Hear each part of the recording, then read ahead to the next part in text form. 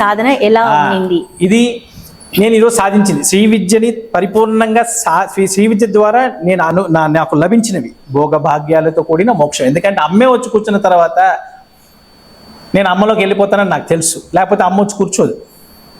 అవునా కదా? అవును అవును. సో అది శ్రీ విద్య చేయడం ద్వారా నాకు లభించింది. నేను ఇంకా ఎన్నో చేయాలనుకుంటున్నాను, అది కూడా చెప్పేశాను మీకు.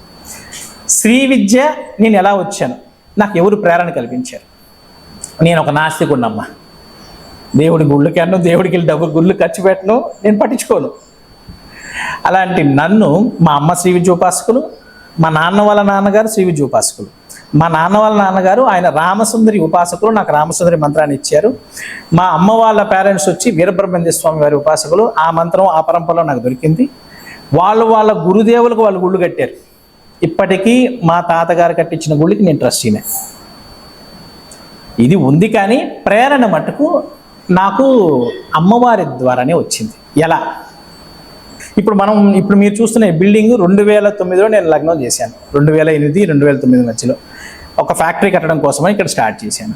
ఒకరోజు మధ్యాహ్నము భోంచేసి అలసిపోయి నిద్రపోతుంటే, ఆ నిద్రపోయినప్పుడు నన్ను ఎవరో ఒక ముసలాయన చెయ్యి పట్టుకొని లాక్కెళ్తున్నాడు హిమాలయాల వైపు. లాక్కెళ్తూనే ఉన్నాడు, నాకు అర్థం కాలేదు. సడన్గా మెలకు వచ్చేసింది. మా అమ్మమ్మ వాళ్ళ గురువు గారైన శ్రీ శ్రీ శ్రీ శాంతానంద మోపూరి శ్రీనివాస రాజయోగీంద్ర స్వాముల వారిని ఒక ఆయన అవధూతున్నారు. ఎన్ని గురు పరంపరల యొక్క అనుగ్రహం లభించిందో చూడండి. ఆయన అనుకున్నా నేను, నన్ను లాక్కెళ్ళింది. అక్కడే ఫోటో ఉంది, మన పీఠంలో కూడా ఉంటుంది. సో నేను అక్కడికి వెళ్ళి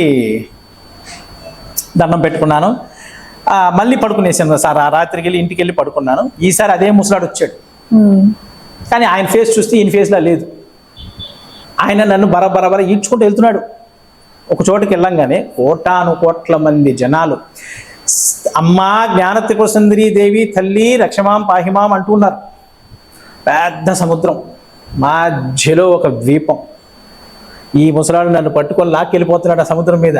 చూస్తుంటే నేను సముద్రం మీద నడుస్తున్నా. ఎంత అద్భుతమైన అనుభవం కదా. దాని లోపల భయం, హార్ట్ బీట్ పెరిగిపోతా ఉంది, నాకు తెలుస్తూ ఉంది, కానీ కళ్ళలోంచి బయట రాలేకపోతున్నా. తీసుకెళ్ళిన తర్వాత అక్కడ ఒక అమ్మవారిని చూపించాడు. ఇమ్మీడియట్గా లేచేసి నాకు ఆ పదం గుర్తుండిపోయింది. ఏంటది? నేను అక్కడ దర్శనం చేసిన అమ్మవారి పేరు జ్ఞాన త్రిపుర సుందరి అమ్మ. అదే పీఠం. ఇప్పుడు ఆ పదం గుర్తుండి పొద్దునే మనం గూగుల్ ఇది కదమ్మా, సో గూగుల్ సెర్చ్ చేసినాం. చేస్తే ఆ ముసలాడు ఫోటో వచ్చింది. ఏమిరా ముసలాడు తప్పు అనుకోకండి, నా గురువుతో నాకున్న సాన్నిహిత్యం అటువంటిది. ఆయనే శ్రీ శ్రీ అమృతానందనాథ సరస్వతి. అది నా ఫస్ట్ పరిచయం. మరుసటి రోజు లేచి మా నాన్న మా అమ్మని కూర్చోబెట్టుకొని ఇలా వచ్చిందమ్మా కళ, ఎవరో జ్ఞాన త్రిపుర సుందరి అంటే నాకేం తెలుసు అండి. ఎవరు జ్ఞాన త్రిపుర సుందరి కాదురా, అది బాలా త్రిపుర సుందరి అన్నారు. చూడు ఎంత నాకేమీ తెలియదు. 2008, 2009 వరకు నాకేం తెలియదు. అలా గడిచిపోయింది. మరుసటి రోజు మళ్ళీ వచ్చాడు ఆ ముసలాడు. అప్పుడు నా గురువు కాదు కదా, నాకు తెలియదు కదా ఎవరు. సరే ఏం చెప్పు అని అడిగా. నువ్వు ఇంజనీరింగ్ స్టూడెంట్ కదా, నువ్వు ఇంజనీర్ కదా. నేను అప్పుడు కన్స్ట్రక్షన్స్ అంటే పిచ్చి నాకు. ఇప్పటికీ కూడా కన్స్ట్రక్షన్ నేను ఆపలే. నేను ఇప్పటికే ఇప్పుడు 8 బిల్డింగ్స్ కట్టుకున్నాను నేను, నా కోసమే, బయట వాళ్ళ కోసం కాదు. నీకు పిచ్చి కదా, నీకు స్ట్రక్చర్ ఇస్తాను, దాన్ని గీస్తావా అన్నాడు. గీసి చూపించు, నేను చూస్తాను ఫస్ట్ అన్న. ఆ వయసులో మనం ఎంత పొగరుగా ఉంటామా, అవునా కదా? సో ఆయన గీసాడు, ఛాలెంజ్ చేసేసి వెళ్ళిపోయాడు.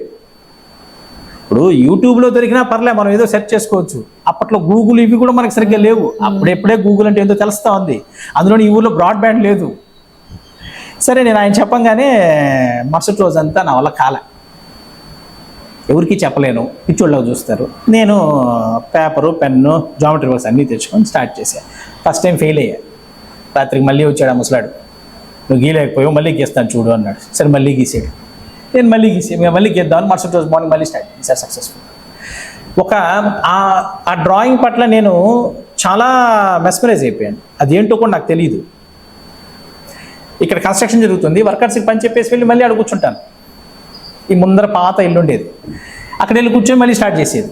ఇక్కడ ఈ కన్స్ట్రక్షన్ చూసుకునేదానికి మా నాన్నగారు రాలేరు కాబట్టి ఆయన లాయర్ బిజీగా ఉంటారు. మా తాతగారు, 2 తాతలు ఉండేవాళ్ళు ఇక్కడ చూసుకునేవాళ్ళు. ఒకరోజు అప్పటికే నేను 10-15 గీసేసానమ్మా. ఒకరోజు మా తాత వచ్చి చూసి, ఏరా శ్రీచక్రం గీస్తున్నావు నువ్వు అన్నాడు. శ్రీచక్రం అంటే ఎంత అన్న, మనకి ఏం తెలుసు చెప్ప? ఏ రోజున పోయి గుడిమోహన్ చూసుంటే కదా, ఎప్పుడైనా అమ్మ నాయన చూసిపోతే పోతాం, లేకపోతే లేదు. చూడు ఎట్లా ఉన్నవాడిని ఎలా తీసుకొచ్చి కూర్చోబెట్టిందో. That's the beauty of the divine mother.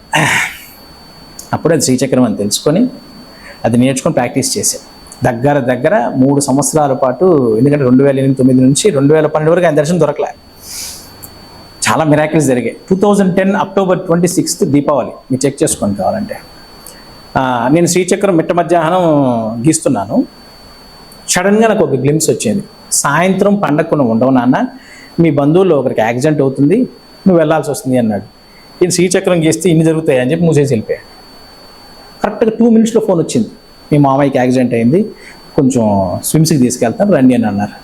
ఏమో వాళ్ళు, ఇది నాకు వచ్చిన దానివల్ల ఆయనకి జరిగిందా, లేకపోతే ఆయనకి జరిగింది నాకు ముందుగా తెలిసిందా? అప్పటికే దగ్గర 108 శ్రీచక్రాల పైన గీశాను, పక్కకు పెట్టేసా. ఇప్పటికే అన్కంప్లీటెడ్ శ్రీచక్రం ఉంది ఒక డైరీలో. నిజంగానే వెళ్ళాను, చూశాను, ఆ మనిషిని కాపాడుకున్నాం, అది వేరే స్టోరీ. సో ఇలా నేను ఆ శ్రీచక్రం గురించి తెలుసుకోవడం, సౌందర్య లహరం చదవడం స్టార్ట్ చేశాను. అమ్మవారి గురించి నాకు కొంచెం డీప్గా వెళ్ళిపోయింది, ఎక్కడో కనెక్ట్ అయిపోయా. అంటే గత జన్మలలో ఆ సాధన చేయకపోతే నీకు ఈ జన్మలో అది రాదు. ఎవరు ఇన్స్పిరేషన్ ఇవ్వరమ్మా. శ్రీ విద్య నేర్చుకోవడానికి ఇన్స్పిరేషన్ ఉండదు. అమ్మవారు అనుకోవాలి, నీలో ఉన్న శక్తి అనుకోవాలి, అది నీకు లోపల నుంచే వచ్చేది. అక్కడి నుంచి నాకు విపరీతమైన కళలు. అమ్మవారు వస్తుంది, ఎక్కడెక్కడికో తీసుకెళ్తుంది, ఏమేమో నేర్పిస్తుంది. నిజంగా మన అమ్మ మనకి ఎలా చూసుకుంటుంది, తిండి పెట్టడం కానీ ఆ ప్రేమ అన్నీ నేను చూశాను. 2012లో మా నాన్నకి హార్ట్ ప్రాబ్లం వచ్చింది. సో అప్పటి వరకు ఇవన్నీ మర్చిపోయి, అప్పటికే ఖడ్గమాల నేర్చేసుకున్నాను, అవన్నీ వచ్చేసాయి. చూడు, నాస్తికుడు 3 ఏళ్లలో ఎలా మారాడు. మా అమ్మ చాలా హ్యాపీ, వీడి దారిలో పడ్డాడు అని. కానీ నాకు ఫస్ట్ ఆ శ్రీచక్రం ఎందుకు నేర్పించకుండా నాకు తెలిసిందమ్మా. ఆ శ్రీచక్రం కరెక్ట్గా గీయగలగాలి. ఆ శ్రీచక్రం భూమి మీద ఉన్న ఎవ్వడూ సరిగ్గా చేసేవాడు కాదు, ఒక్క అమృతానందనాథ సరస్వతి. ఇప్పటికీ కూడా నా గురువు గారు అయిన అమృతానందనాథ సరస్వతులు మాత్రమే అది కరెక్ట్గా గీయగలిగారు, కరెక్ట్ శ్రీచక్రం అందరికి ఇవ్వగలిగారు. అందుకే నేను ఆ అట్లనే తీసుకొచ్చి ఇస్తుంటాను.